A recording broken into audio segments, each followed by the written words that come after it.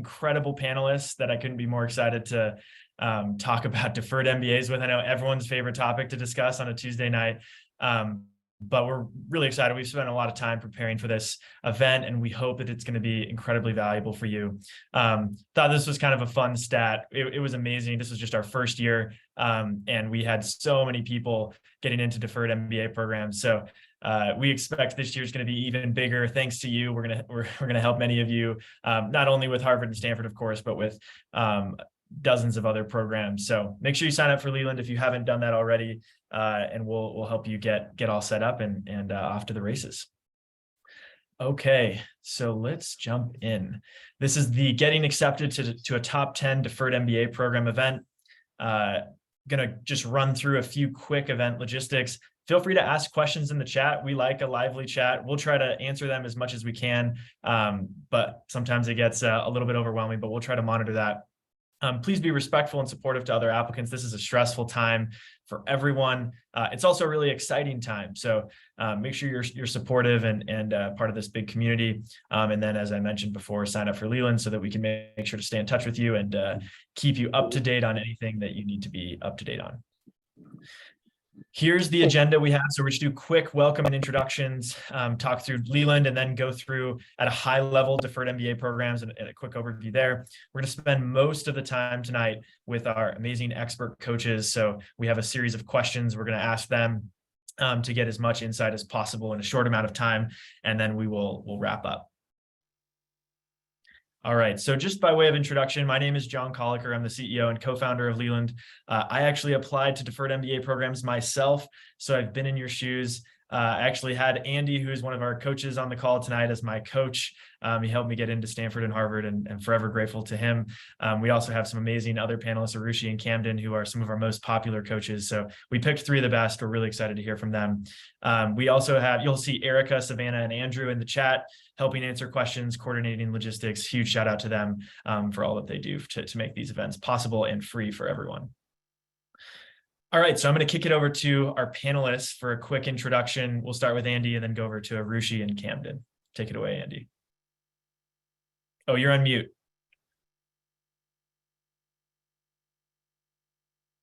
Thanks for joining us, everybody. I'm Andy, as John mentioned. I've been doing this for quite a while. It's been about 20 years. And I just really enjoy helping people kind of figure out what their story is and tell it in the most compelling possible way. And a lot of times people actually learn more about themselves than they expected. And I think it's a fun process. It's a rewarding process. It's very time consuming, but it doesn't have to be super stressful if you start early and try to have fun with it. So yeah, I enjoy it. I hope you will too. I'll continue. So hi, everybody. I'm Arushi. I recently graduated, was literally applying to deferred MBA programs not even like 6-7 months ago, and was so blessed to get into Stanford and Harvard. Incredibly appreciative. Never thought that I would be the type of person to get in. I didn't come from like a target background, target school, but I'm really passionate about helping other people like tell their story, especially if you're like not sure, still trying to figure it out. And I'm just so excited to learn more about you guys, share some of what I've learned. And I know that I've just been in your shoes, so I can definitely share that empathy and hopefully also answer any questions you guys might have. So I'll pass it over to Camden. Great seeing you all, and thanks so much for having me, John. My name is Camden. I graduated from college in 2017 and spent 5 years in the workforce, 2 at McKinsey and 3 at a startup in the Bay Area, and just started my MBA program at HBS. My claim to fame is that I did not apply to the deferred MBA program. I was a traditional MBA admit, only applied to 1 school and was accepted. So I have 100% acceptance rate.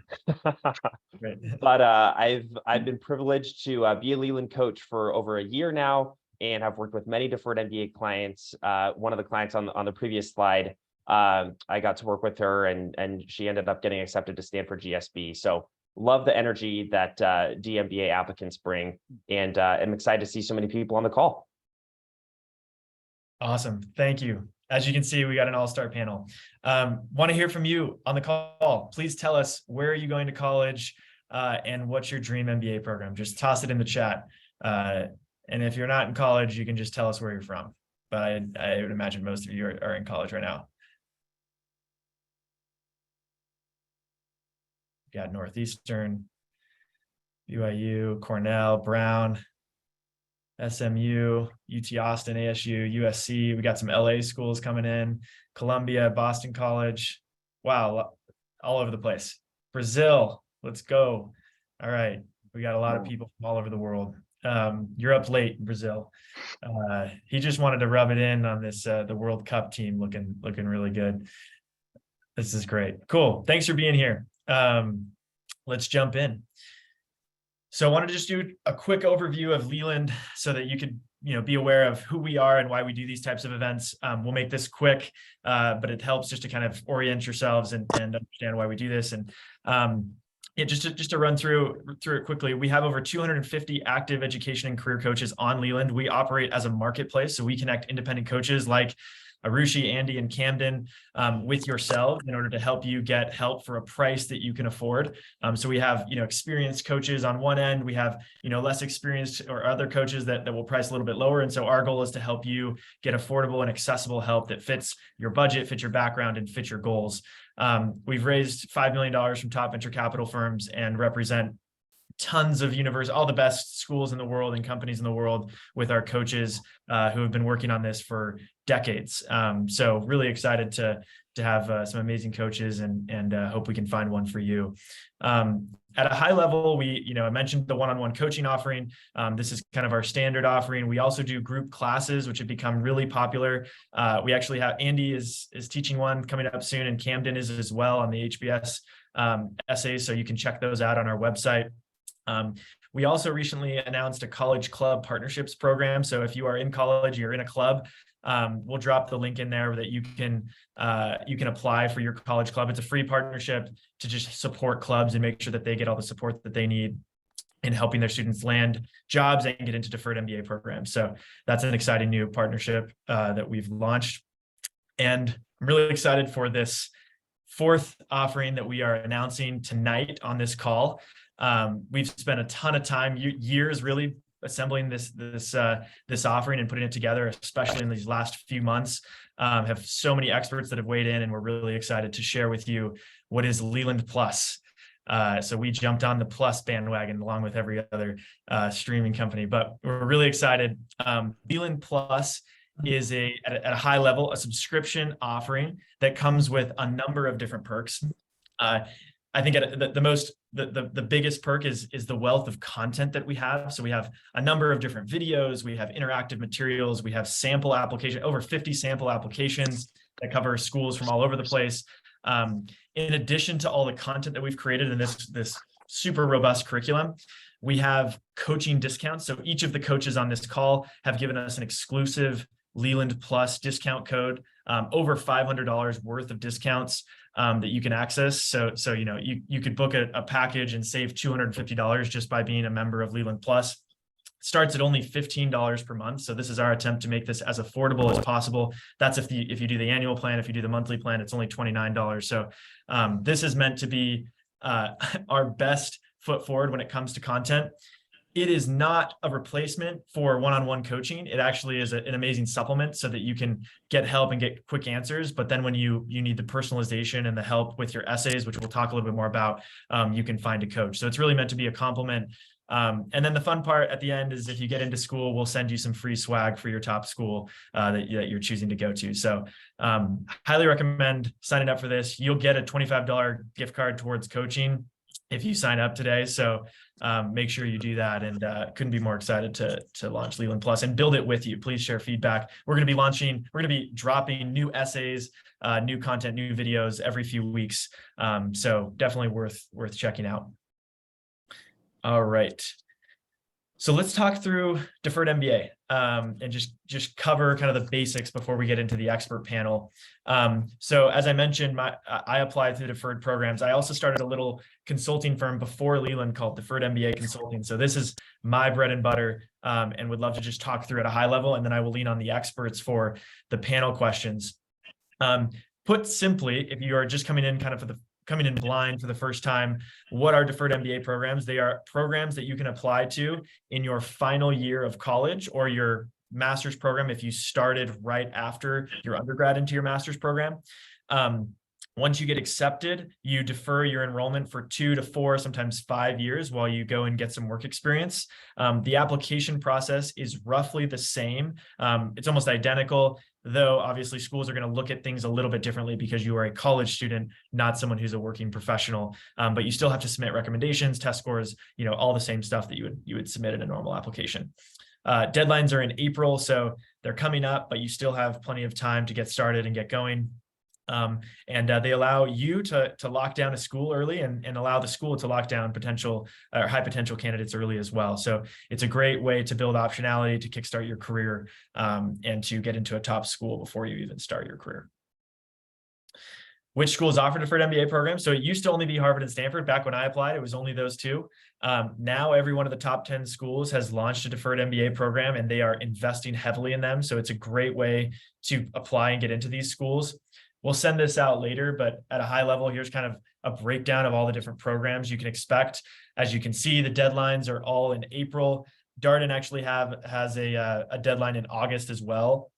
They actually have two deadlines for deferred programs. You can see the acceptance rates. Some of these are acceptance rates for the traditional program, which is kind of assumed to be similar to the deferred process, and others are specific to the deferred process. Many of the schools have waived their application fee, so it's much more affordable for you to put together these types of applications. Each program kind of looks for something a little bit different, so we won't be able to talk through everything. I actually do have a video where I talk through that in the Leland Plus subscription. So, and we're happy to answer questions as well. So feel free to drop them in the chat if you have any questions tonight. Why should you apply to a deferred MBA program? There's a number of reasons. I think the first one that I want to clarify is that this is a no-risk shot at applying to a great school. I've heard from every single dean of admission that they do not penalize you for applying early and not getting in. In fact, it shows continued interest if you don't get in and apply down the road. So in many cases, it's actually a boost for you to apply, learn the process. Even if it doesn't work out, you've learned a ton and started to build a relationship with a school. It gives you a ton of flexibility in your career options. Many people get in and then can take, bigger risks as they start to think about their career. It helps kind of give a boost in your career. So people that, at the firm or company that you work for that went to that school that you got accepted to, you can kind of connect with them, even though you've never even been to that school. Oftentimes there's fewer people doing it, though it is becoming more popular. You typically burn different social capital, meaning the recommenders that you would ask to recommend you for your deferred program are likely going to be different than the ones you'd ask down the road. And so it's a way for you to kind of tap into those people that would vouch for you early. You learn a lot, and it is a low cost to apply. So those are just a few reasons. It includes a lot in the application process, and we're going to go through some of these and get the experts' opinions on how to think about them. This is just kind of the beginning. I think, of course, things that I don't mention here are your GPA, which does matter, your full-time work experience, landing that great job and having those good internships on your application are really important. But these are some of the different areas that you'll focus on. It is absolutely doable, even if I know a lot of you are probably thinking, man, I haven't even started this application. It's definitely possible. I didn't even find out about deferred programs till February of the year that I was supposed to apply. And so you kind of just throw everything together as fast as you can. But you getting started early will make a world of a difference. So the timeline, I think if I were to say, if I'm going to assume you've done nothing, I think the most important thing that you can do right now is knock out the test, the GMAT or the GRE, pick the schools you're going to apply to, and start to think about maybe the story that you're going to tell, perhaps some of the recommenders that you would use from past internships or from current roles that you have. Start to brainstorm the narrative. Early next year, you can start to put those ideas onto paper, find your coach, make sure that you are working with someone to think through the application process. Just as a stat, my Stanford class, over 70% of the class worked with an admissions coach. So it's definitely something that's very common. Even if it's only for a few hours of time, or if it's a comprehensive package, it can be incredibly valuable. So start to think about that, and you can start to work on any parts of these application processes as soon as you're ready. All right. I'm done talking. I'm gonna not done talking. I'll ask the questions now, but I wanted to hear from you in the chat as you think through this application process. What feels the most scary or daunting to you? Feel free to drop it in the chat. The test. Okay, we got a lot of the test, essays, recommenders. I was really stressed about recommenders. It felt like it was the only thing that I couldn't control, and I liked to control my application. But there is a lot you can do to control, so we'll talk about that. Not enough work experience. Yeah, this is great. Okay, well, we're going to cover a lot of this stuff here, so excited to jump in. All right, let's take it over to the expert panel. So just to kick things off, I'd love to start by just hearing your overall best tip. And we'll go backwards this time. Maybe Camden, you kick us off, and then we'll go to Arushi, and then Andy. We'll ask all of you this question because I think it's good and pretty general. So Camden, take it away. Yeah, I think my top tip for applying to deferred MBA programs is to focus on the story that you have to tell, as opposed to what you think admissions committees want to hear. And I see this kind of attitude reflected in so many applicants in the questions I get asked as a coach, right? And like, oh, like, do they want to see this? Do they want to see that, right? And really where you should be investing time is in the introspection and reflection and self-awareness and self-learning to know, like, really, who am I? What do I care about professionally and personally? What do I want to get out of life? And like, what do I have to contribute as a leader? And the more clearly and compellingly you can articulate that story, that's what will get you accepted to a top MBA program, not checking, imaginary boxes that you think the admissions committee has on a sheet in front of them.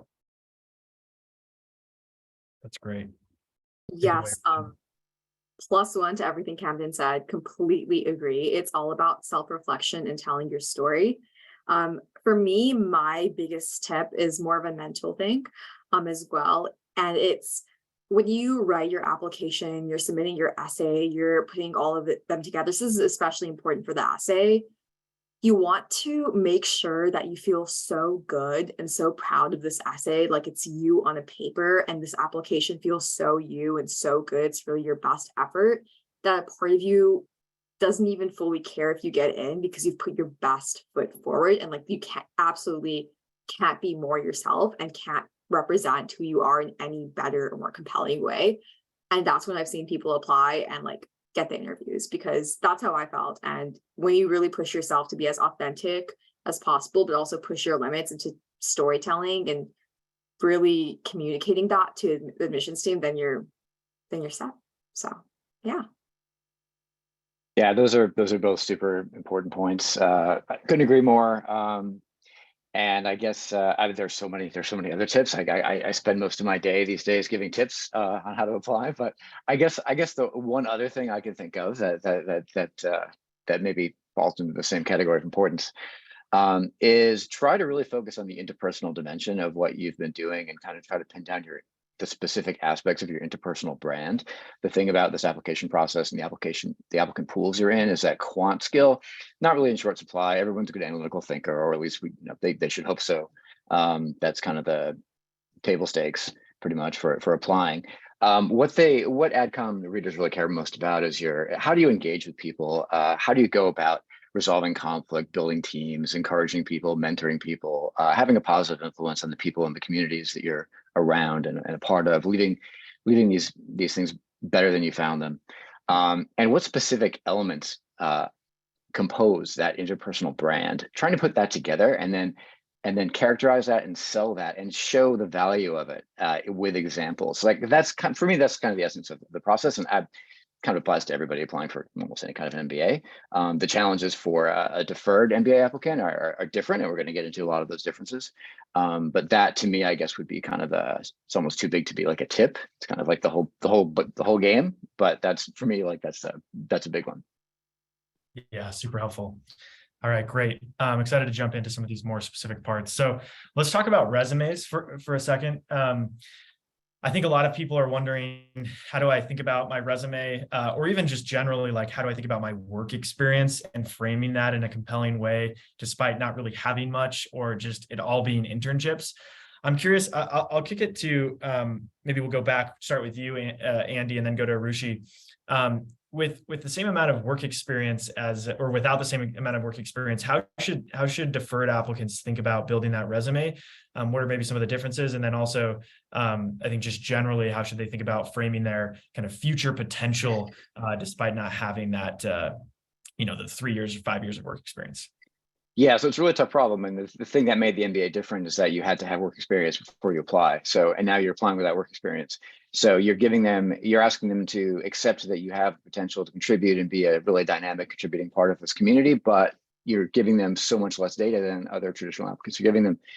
So how do we make up for that gap, all these data gaps? Well, people do it like you, John, and several others. And so it's doable, and the way to approach it is well, you have to make the most of what you've been doing. So the campus activities really important. You have to show, try to show that you've had leadership positions, you've taken the initiative to create things, to start new organizations, kind of graduate beyond joining to creating stuff. I think what I think of as kind of dynamic engagement is really important. What wows me and I think really impresses me about the most successful applicants I've worked with is looking at their resume when it's done, or just talking to them about like the things that are going to be on the resume eventually, and just kind of thinking like, wow, like did one person do all this? Like this is amazing. How could are there 3 of you? How did you do all this stuff? That's something that I remember from your resume, John. I was like, how do you? Do you sleep? Like, is it like if they can look at a resume and think of look at all these things and think, wow, like that's one very productive individual. One of the things we're looking for is star power. It's what I refer to it as the idea that we go from the AdCom reader can either be kind of risk averse in one hand and think, well, okay, we're going to have the option to look at this person later, so why not just wait and see how they do at their career? Or they might think, whoa, this person's so great, he may not even bother applying to any business school because he's going to do incredibly well, doesn't even need an MBA, and we better grab him now so we can take credit for his success later on. So you really want to try to show that you're that the second type. And dynamic engagement is really important. Internships, quality of the experience is really important. Sometimes you get just luck of the draw. You just get an internship that's just not that challenging. Sometimes it's really boring. But I can think of a few examples where candidates have had that type of internship, but they've found ways to make it way more interesting. They've found ways to contribute. They've come up with ways to, go from the file room where they're supposed to organize boxes to sitting with the traders on the trading desk, and then coming up with a way to kind of create this little engine that helps them prioritize and track their leads and who's responsible for which client. And they created this, got people to use it, and cool. Like this came out of basically just out of their heads, and they made it happen. So you can even turn lame internships into really good ones. That's always possible. And then I think the overarching thing to think about, I think throughout the entire, throughout all the activities and all the things you're doing, is showing that you can thrive in ambiguous, unstructured environments. That's another asset. That's another characteristic of someone who is probably going to do really well in whatever they do in after they graduate, whatever kind of job they have. So that's the kind of thing where trying to project like who's going to be the star in the professional world when they haven't really set foot there yet for real. That's one of those things. The other thing is as I mentioned before, the interpersonal dimension. Make sure that you really try to show in the resume that you've collaborated with people, that you've built consensus, that you've led, mentored, as much of that stuff. It's a long list, and it's obviously a complicated process. There's a lot to it, but that's what I can think of for now. Yeah, thanks, Andy. Rushi, anything you'd add to that? Andy, I think you did a great job covering most things. One thing I would say to kind of stand out is recognizing that since you don't have a job, you're kind of like a person first, job second. Like when you're applying to an MBA, 5-6 years down the line, it's like you're so defined by your job experiences.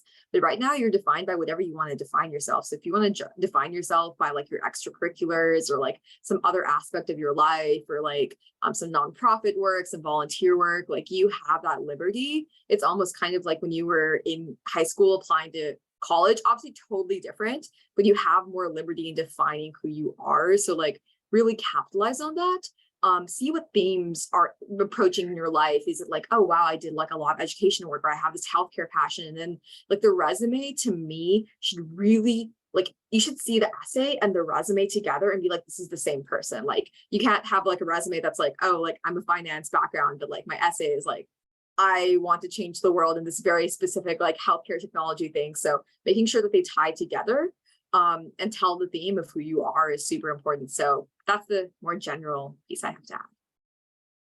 Perfect. Thank you so much. Mhm. Also, just wanted to flag, I guess there was an issue with the Leland Plus page. It's been fixed. Lots of you were pinging me trying to sign up. You can do that now. It's fixed. Sorry for that intermission. Glad we could launch a product and have it be broken when we launched it. Go ahead and do it now. All right, Camden, I'm going to take it over to you. How would you think about switching up your MBA resume versus like a traditional job resume? Some of the kind of the key differences. I think a lot of people just think, oh, I just recruited for investment banking or consulting or, product management. Can I just submit that resume? How would you think about adapting the resume? Yeah, great question, John. And the two resumes really are quite different. If you think about the objective or the job to be done of that resume, if it's a job application, you're trying to convince a company to employ you, and here you're trying to convince a school to admit you. And so for your MBA application, it's going to be less of a focus on skills and proving that like you belong in that industry or at that job in that role, and much more so emphasizing leadership, impact, as Andrew called out before, interpersonal dynamics, right? How have you coordinated, collaborated on teams? How have you led initiatives? How have you shown initiative, right? And certainly removing all kinds of jargon or acronyms that are going to be industry specific that a regular business person wouldn't understand or wouldn't know. And again, that's a big difference, because if you're applying for a specific role, maybe those are acronyms that like anyone in that industry would know, but for a deferred MBA, like that should be removed. And things like extracurriculars, school clubs, leadership roles in school clubs, community involvement, volunteer roles, those are all aspects of the resume that are going to matter more on an MBA application than on a traditional job application. And so don't make the mistake of minimizing those and not dedicating enough space or enough attention to highlighting those accomplishments and experiences. Yeah, that's great. I think what you said and what Arushi said around kind of being this multidimensional person, it's like a lot easier as a deferred MBA candidate to kind of show that campus involvement, that extracurricular interest, because you've been busy in school, you've been doing lots of different things. And oftentimes when you're, working 80 to 100-hour weeks in banking or consulting or other demanding jobs, it can be harder to do that as a traditional applicant. So that can be a huge advantage to you. Okay, great. Let's keep moving. So let's shift gears to recommendations. This is more of a general question, but I'm sure we know that there's lots of questions around recommendations, why they're important, how they fit in, how does the AdCom think about them. Andy, I'm going to have you take this one. You mind just kind of expounding on this and let them know how recommendations fit in. Yeah, so right, kind of as we've all kind of covered, touched on already, at least, the idea that there's a lot less for them to go on, and it's kind of it's either a FOMO situation where they want to grab you before someone else does, or they're worried that what if you look great on paper but you're a dud when you get into the real world. You don't really do much, but now you get to go to Harvard or Stanford, and lucky them. And that's the thing with a very, very mediocre professional track record. That's what they're worried about. If they have any reason to actually even the slightest reason to think that might happen, they'll wait because they think they'll probably get another look at you later on. So this is another opportunity to try to fill in those gaps, fill in those white spaces that the traditional applicant wouldn't have, because they'd actually have a chance to prove themselves in the professional world. And in this case, from a third party. And so it's kind of like checking someone's references for a job, or like a new tenant or something for an apartment you're renting. It's are you sure this person's really good? Like, can you tell me a little bit more? Give me more detail. Give me some examples. It's really important that you try to not tell them what to write, of course, ever, but give them guidance along the lines of the way that you're strategizing on how to sell yourself and highlight your most differentiating and kind of value adding strengths is really important, giving them some bullet points to kind of steer them in the right direction. And then having them kind of back you up in terms of showing it, yeah, like this person is really good at these specific things that make them an awesome collaborator, an awesome, conflict resolver, consensus builder, leader, blah, blah, blah.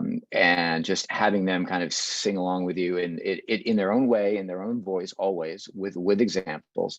But that extra data, basically every other piece of data in the application is that much more important when we're missing this entire block of time that most people have when they normally apply to an MBA, where they've had a chance to prove themselves in the professional world. So the recommendation is plays that role, only it comes from these other people. So guiding them is really important for that reason. Awesome, thank you. Okay, so let's just kind of keep going on the topic of recommendations. I wanted to. Okay, come on, slide. Oh, okay. So let's talk through selection process for recommenders. I think that one of the interesting things about deferred MBA applications is that you've likely just had maybe several internships or involved on campus or involved in multiple activities, and so there tends to be kind of non-obvious options out there. And so, I think selection can be even more important and also tricky. So I wanted to kick it over to you, Arushi, to hear kind of how you thought about it and how you help clients think about selection for their recommenders. Yes, absolutely. So the first thing I want to say is that if you're worried that your recommenders have to, go to the school you're applying to or have like a lot of like prestige or like esteem or being like a very high up role, you definitely shouldn't index on that, because I've like met many people who are like, oh, like, but my recommender didn't go to Stanford, or like, oh, I want this person who went to Stanford to recommend me, but they barely know me, things like that. You definitely don't want to be in that situation. What you want from a recommender is you want the two recommenders first off to show two different sides of you. You want one to, it depends how you go about it, but for me personally, and how I kind of talk clients through, is you want one to see kind of like how you are like in your work environment. Like what the one I had was my internship supervisor. She was great. She talked more about like how I work, my work ethic, how hardworking I am, proactive, rise to challenge, those types of things. But my other recommender was an advisor I had in college, and she helped me like writing papers and things like that. And we'd had a lot of like more deep conversations about our life, about our families, about our passions, what we wanted to do. So she was able to add color to the emotional side, whereas my other recommender was able to talk to more of my like objective technical strengths. So having a mix of recommenders is super important. Two different people who can talk about two different sides of you, and also making sure that these are people who are like promoters, like their NPS of you would be like 10, like they love you, they'll advocate for you because they're going to be given like personality assessments and going to have to rank you on certain qualities. They're going to have to like advocate for you in this essay, and they may or may not show you what they wrote. My recommenders personally did not show me what they wrote, but you have to trust them. So when you're going about it, choose somebody who is a promoter of you, who you have a good relationship with, and really index on having multiple facets of your personality that are tied to your application showed. So for both my recommenders, they both knew my passion for education, for example. So they both spoke about it heavily in their recommendations, which made my application all the more compelling, because it wasn't like, oh, this passion came out of nowhere. It was like the people in my life who advised me know about this. And that really helps make sure that the theme of your entire application is consistent. Yeah, that's so valuable. I think I love having kind of the two different angles, kind of course, like supporting each other, but also talking about different sides of you. I think that's really smart and a super effective tactic. I think one of the other things that you could consider with recommenders is when I was trying to decide who to pick for my recommendations, I went to lunch with a couple of different options that I actually thought were going to be pretty good. And one of them was like, when I said, I'm going to be applying to MBA programs, would you be open to writing a recommendation? He was like, oh yeah, I mean, sure. Am I the best person? Like, are there others? And I'm like, well, now I know you're not, but that was illuminating. And then the other one I went to lunch with was like, yes, let me write your recommendation. I will do a great job. And it's like, boom, like, exactly. And it's not always that clear, but to your point, Arushi, these schools will frame the personality assessment as like, hey, tell us the truth about Arushi, like tell us who she really is. And like, you're not asking them for an evaluation, you're asking them for a recommendation. And so they really do need to be avid supporters of you. So super good insight. All right, let's have Camden kind of finalize our topic of recommendations. If there's anything else that you wanted to add to these other questions, Camden, but would also love to hear, how do you prepare recommenders, what the best process is? I would just add a couple things to what's already been said. It's all great advice. I would just add the importance of having your recommender support their recommendation with specific stories and examples and anecdotes. So it is not enough, yes, your recommender must give what I call a table thumping recommendation on your behalf. It has to be a strong and vigorous endorsement of you as an individual and as a leader, but crucially, they must support that with specific examples and stories. It's not enough for them to say, oh, Phoebe is, I've been teaching for 20 years and Phoebe is the most talented student I've ever had. They have to then say, like, for example, when this and this situation happened, she stepped up in this way. And that dovetails really nicely into how you go about preparing recommenders. Simply, you just want to make their job as easy as possible. And so for each of your recommenders, you should be putting together what I call a recommender packet for that person, which is just an email consisting of a bunch of information. And Leland has a couple great templates on their website that I encourage you to check out.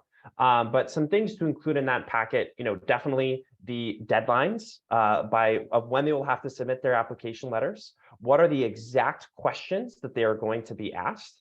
And what is the word count or word limit associated with those questions?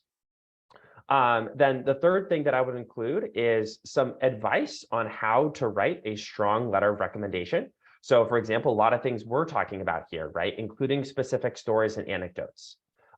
Fourth, I would include some light guidance on characteristics or attributes of yours as an applicant that they might consider highlighting or stressing in their letter, right? And this will come directly from your application strategy. This is an area that your coach can give you a lot of input on, but given who you are holistically and what your application is looking like, right? What are the specific skills or dimensions that that would be great for them to touch on? And again, this is, you want to be careful that you're not mandating what you're telling them to write about, but again, you want to make it as easy as possible. And then the fifth and final thing that I would include in that recommendation packet, which a lot of my recommenders found, which a lot of recommenders find very helpful, is just some suggestions or ideas of stories or topics that they could write about that go along with the questions that they're going to be asked. So for example, if one of the questions is, give me an example of when Camden responded to feedback that you gave him, then I would include a bullet point list of, here are some scenarios and situations that I can think of where I responded to feedback that you gave me. Feel free to pick one of these or feel free to pick something else. But again, just jump-starting that creative process and helping fill in those gaps. So you're not just leaving it up to chance, the kind of recommendation that they're going to write. Andrew or Rushi, anything you'd add to that? I would add. Yeah, okay. Oh, sorry. I would add what I said in the chat. +1 everything you said. One last tip I have is to really try not to make your relationship with your recommender feel transactional. You really want to have a great friendship, bond, connection with them, because if they feel like it's transactional, like they're just doing something for you, it's really going to lead to a poor quality in their recommendation. And it honestly might reflect on your character if you're just hey, I need this, I need it by then. It's because with this packet, with my recommenders, they were overwhelmed. They're busy people. They had schedules, deadlines, all of these things. So obviously reaching out early, trying to establish that is important, but also just being human, connecting, asking them about their personal life, how are their kids, how is life, how is work, and genuinely caring is a testament to your character. So if you act transactional, I've seen that negatively affect people in their recommender relationships. So definitely don't do that. Yeah, I totally agree, and I'd add and just emphasize that it's really important to really make it a collaborative process. It should be a team effort. The document, that the bullet points are really helpful when they're at the end of the weekend before the deadline, probably when they actually write the thing, they'll be looking at that and reading the examples, and it'll really come in handy. It'll make it a lot easier for them and a lot more painless. But sitting down with them and saying, okay, here's what I'm thinking. This is what I think is going to be complementary to my process. It's extremely competitive application. Whole process. And but what do you think? Did I leave anything out? Sometimes the best ideas that I've seen, sometimes this becomes the whole crux of a Harvard essay or a Stanford essay, is something that they recommend because we left the door open. The applicant left the door open for suggestions. And it's something that I could never have thought of, and that they wouldn't have thought of because they don't see themselves from this person's perspective. And sometimes that the idea is so good and it's so fresh and different that it ends up being like inspiration for our Harvard essay. So really leaving the door open for their input and making it a two-way street, real collaborative effort. Yeah, it's really important. Love it. Okay, this is super valuable. Let's keep rolling. Talk about essays, which is an area that we know there are lots of questions on. We got about 15 minutes left, so we're gonna crank on some of these questions. I think essays, I do want to spend a decent amount of time here though. So just at a high level, we tried to bucket the kind of general types of essays that you'll see on applications. Of course, not all the essays fit it perfectly into a bucket, but the first bucket being personal statement essays, kind of the general, tell us about you, what matters to you, write a cover letter, what values are important to you. Definitely an opportunity to go through some introspection, figure out what actually does matter to you. Work with a coach to be a mirror here to try to dig out what does matter to you, what moves you, what motivates you. The second type of essay is the why us, why this school. I think especially for, really every school, they want to be your number one option. And so this is a chance for you to make them feel like that they are your number one option, even though of course you are likely, maybe unless you're Camden, applying to multiple schools. And I think that they like to feel, that you have a specific reason for Columbia Business School being the right fit for you and your career path. And then the last bucket being, this is probably more of a catch-all bucket, things that could be, tell us about a time you had a positive impact or your biggest commitment, or just things that kind of show different dimensions of you, what matters to you from a, initiative, perspective, community standpoint, that have shaped your worldview. So just kind of these catch-all different types of questions that you'll often see. So we're going to run through just general tips for a couple of these, specifically the personal statement and the why this school. So let's talk about the personal statement first. Arushi, would love to hear your thought on how does someone approach these types of essays? Yes. So the personal statement essay it's absolutely notorious. The what matters most to you Stanford essay literally took me 17 drafts and like 5 months of introspection and like identity crises to arrive at a final version.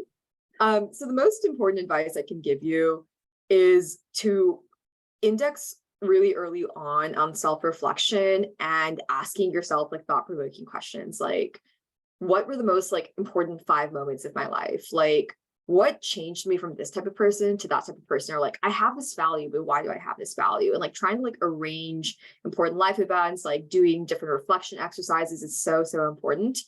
And have a through line. So a through line is just like a theme that you have from beginning to end. And that's what makes writing so beautiful and so compelling. When you have these personal statements, like it's like where you started, maybe your childhood, how you grew up, your environment, and then the end should be like, this is where you are today, and this is why you're ready for an MBA program, and this is where and how and why you'll change the world. And even tying it maybe to the school just a little bit would be perfect. So overall, find a through line, do a lot of reflection. And one last tip here is to talk to families and talk to your family and friends. They can be some of the best coaches you have, because showing them your essays is so important. Like even beyond a coach like me or Camden or Andy, they can tell you whether like this essay is truly like Arushi, like is it really showing who you are? And getting feedback. Like my mom helped me with my essays so much, which is so silly because she's not a writer. And definitely involving the people who know you and doing a lot of self-reflection is really important to make sure your personal statement is compelling, but also very you and very unique. Yeah, that's great. Camden, anything you'd add on this? I think I think Arushi hit the nail on the head.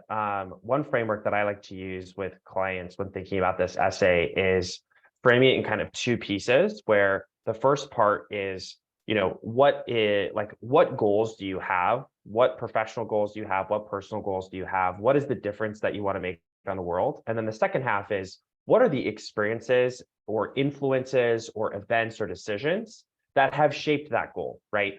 And yeah, you could approach that chronologically, you can approach that thematically, but I found that framework to resonate with a lot of clients. Yeah, that's great. Okay. So wanted to just flag too that you can work one-on-one with these amazing coaches. As I mentioned, we have a group class on Deferred MBA essays that Andy's teaching, and then a class that Camden's teaching on the Harvard Business School essays specifically. All three of them have comprehensive packages. The Leland Plus subscribers get discounts on these. So definitely check those out. These coaches are amazing. I worked with Andy. I also had my parents read my drafts, and they were helpful. My mom sounds like less helpful than your mom, Arushi. She was like, "This is great." And I'm like, "This is not great. I need someone." My uncle was like, "This is horrible." I'm like, "Thank you. Maybe I should have gone to you, not my mom."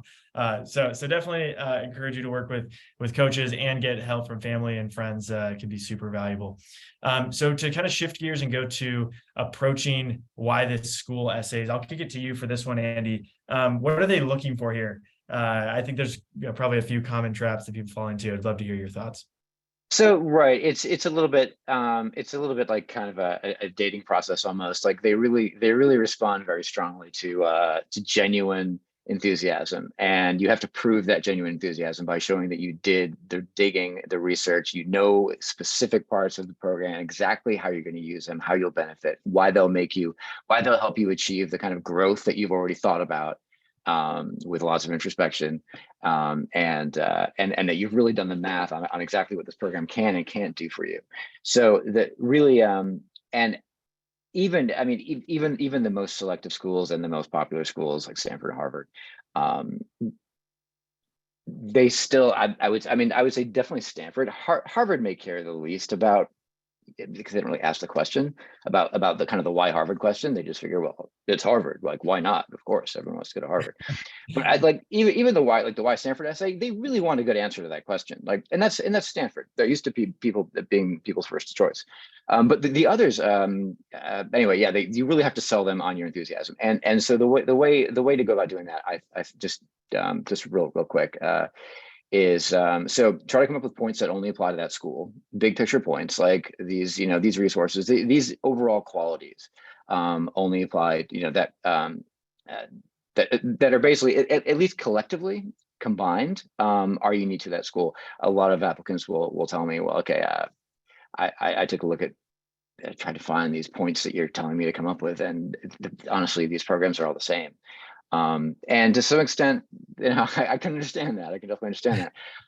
But you have to keep digging, and you have to keep finding, and at least come up with a list that in the aggregate is unique, and sell that, because you do have to sell them on the fact that this program, that you're convinced that this program is a better fit for them than anything else. Otherwise, they're going to be afraid that you're going to get them somewhere else, not go to their school, and hurt their yield. And they really get, that's like the thing they wake up at night in cold sweats, with nightmares about, is their yield going down as more people apply to more and more schools, especially now there's 10 deferred MBA programs.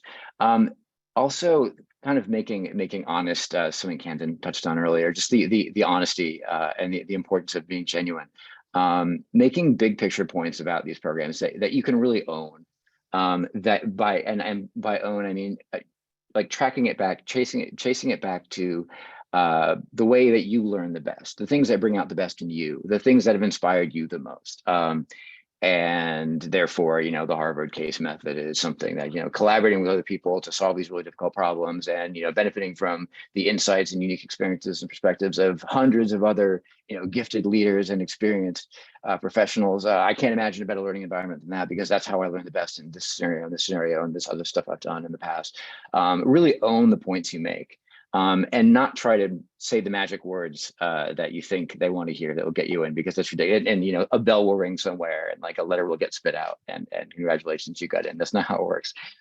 So really just being honest about the things that you care about the most. That's when you get right down to it, in a lot of cases, in all aspects of the process, honesty really is the thing that works best. It gets you the best story, and in this case, it gets you the most genuine and convincing case for why this program is the best fit for you. And then illustrate with details. So make the points, but then don't just leave them dangling there. You have to like back them up with specific things that you found out about the program. You can't just say like it's a flexible curriculum and then move on to the next point. Like say why, like say, convince us, sell us on it. Otherwise, these are pretty cynical and skeptical people in our audience here, and they've seen a lot of fluff. They've seen a lot of unsubstantiated claims that they just naturally automatically don't believe.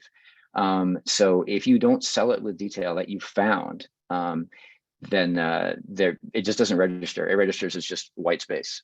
So you really have to back up all your points with detail that you dug into and the program in, and it just actually found.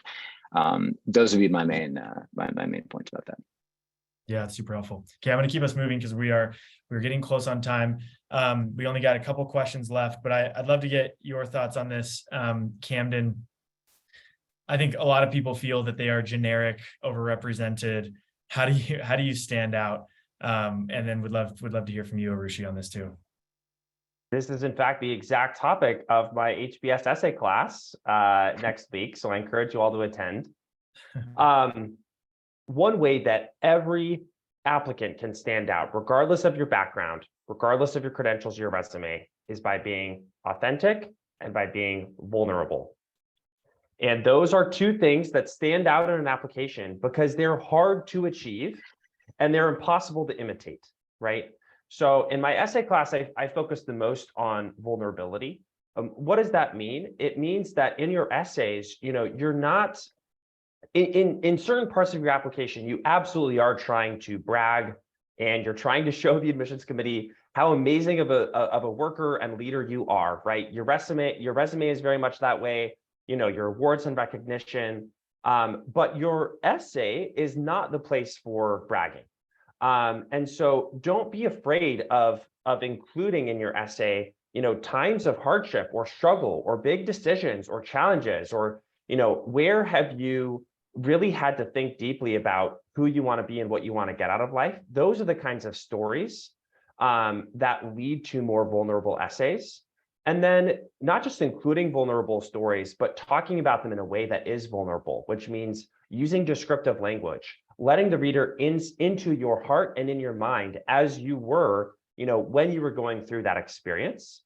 And your essay will stand out. It's really hard. It's much easier said than done to accomplish that level of vulnerability. But if you do accomplish it, I guarantee you, your essay will stand out from the hundreds of other essays that they're reading. Yeah, it's great. Go for it, Arushi. Absolutely, Camden. Authenticity and vulnerability, cannot emphasize that enough. One thing to add is that if you feel like your background is too generic or overrepresented, you definitely want to stop identifying yourself by your background. Like, I'm a consultant, tons of consultants apply. Like, you don't want to see yourself as just a consultant, just a business major, like a big pool of the applicants, because you haven't even really started that. Like, you want to define yourself by what Camden said, all the unique and vulnerable things about you.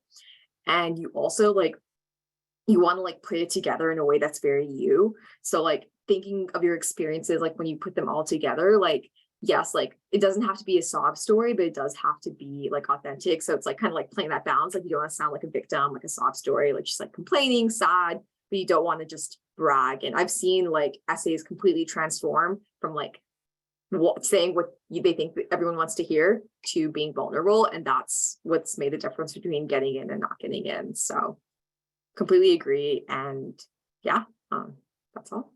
That's great. I would just add just real quick, if there's I totally agree. Being more personal. They've asked these questions for years and years and years. They've seen basically every kind of at the high level. They've seen every possible version of these stories. What matters most, for example. So you have to be more personal. My version of it is be personal and be specific. So that's how you end up kind of staking out the high ground and telling only the story that you can tell. Vulnerability is good too, but there is such a thing as oversharing. I worked with an applicant once who wanted to write about how she was a bedwetter, kind of well into her high school years, and I felt that was just a little bit. I mean, there are certain cases where you can go a little too far. If you're making the reader uncomfortable and they're kind of squirming in their seat, that's not what we want. So yeah, like within vulnerability is good. Being really personal, showing who you really are is good. I think vulnerability is good up to a point, but yeah, don't go too far with that. Yeah, that's great. Okay, this has been so valuable. Thank you, guys. I'm gonna skip the final tip because we've gone through so many tips and we are at time. Just as a final word, please show some love in the chat for these panelists taking an hour out of their day to do this and to be with us tonight. Would love to, just show them a big thank you. And as a reminder, please reach out to them, work with them. They are some of our most popular coaches, so they do fill up very quickly. In fact, I think Camden's class, we've ran back like 10 times and it always fills up. Andy and Arushi, very popular coaches. They're busy people. So get on it early, especially now because deferred applications are due in April. So now's the time to get on it and make sure you find the right person.